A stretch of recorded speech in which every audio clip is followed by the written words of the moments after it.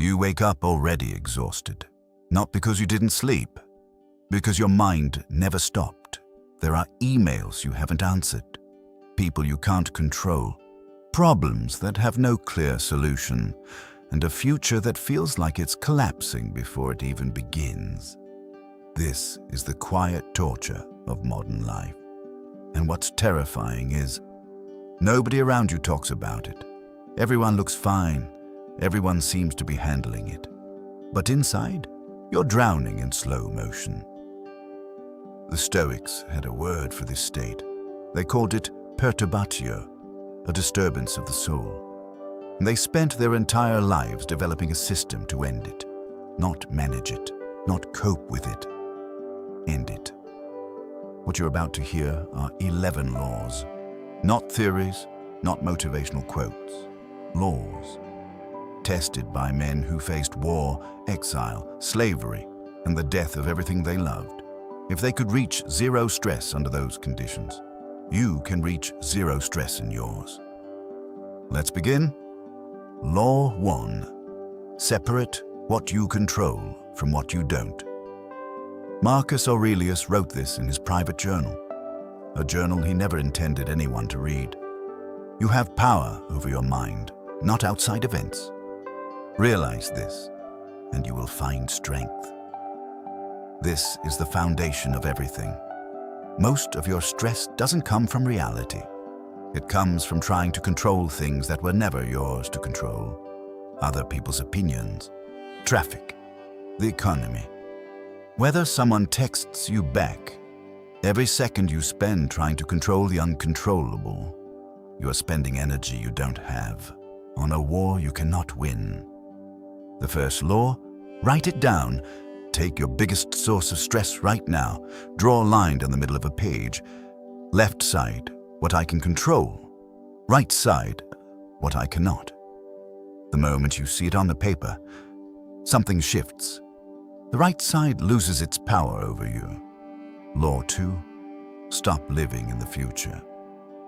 Seneca said something that should be printed on every phone screen in the world. We suffer more in imagination than in reality. Stress is almost never about what's happening right now.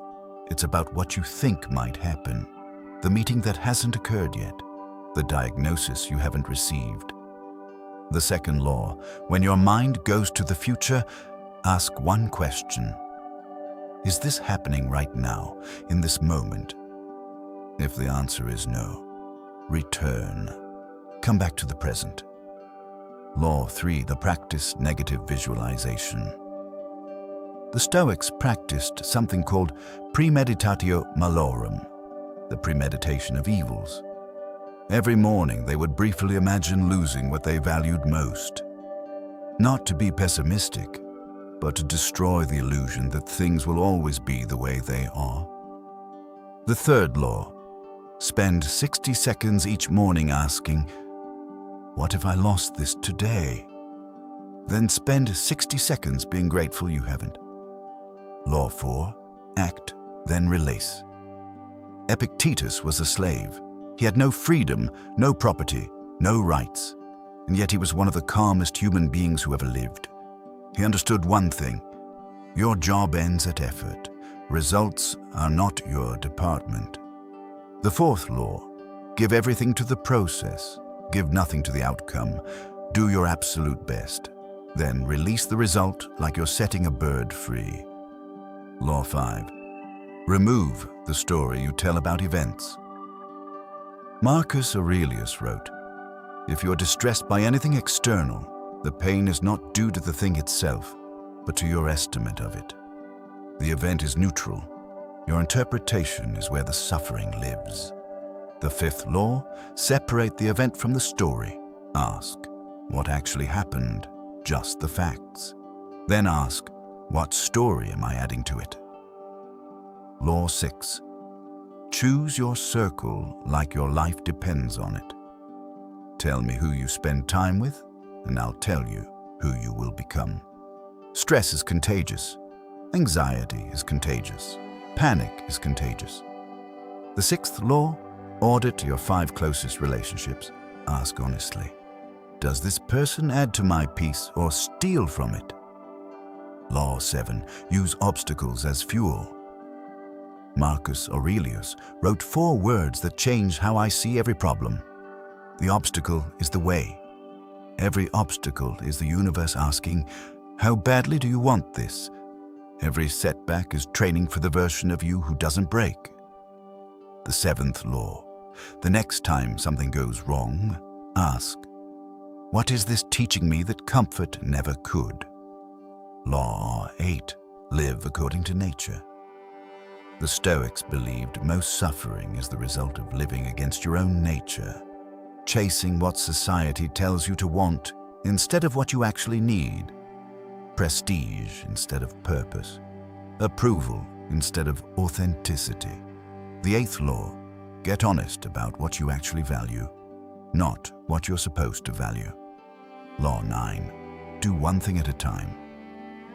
The ancient Stoics never multitasked, not because they couldn't, but because divided attention is divided peace. The 9th law. One thing. Complete it, then move. The person who masters single-pointed focus masters their nervous system. Law 10. Remember that this too shall pass. Marcus Aurelius used to remind himself, this moment, whatever it is, will pass. All things pass. The job loss, the heartbreak, the humiliation, the failure, all of it temporary. The 10th law. In your worst moments, say this out loud. This too shall pass, and I will still be standing. Law 11. Return to virtue when everything else fails. When the Stoics stripped away everything, they asked, what is the one thing that cannot be taken from me? The answer was always the same, the quality of my choices. The deepest Stoic secret about stress. Most stress is guilt in disguise. It's the discomfort of living out of alignment with who you know you should be. The 11th law. When everything feels wrong, come back to doing the right thing. Not the easy thing, not the popular thing, the right thing. Virtue is the one anchor that holds when every other anchor fails. 11 laws, tested not in a classroom, but in exile, in war, in slavery, in loss. The Stoics didn't reach zero stress because their lives were easy. They reached it because they stopped handing their peace to circumstances they couldn't control. Which of these 11 laws do you need most right now? One law, applied today, is worth more than all 11 memorized and forgotten. If this video gave you something real, share it with one person who needs it. Not as a recommendation, as a gift. And if you want to go deeper, the next video goes somewhere most people are afraid to look.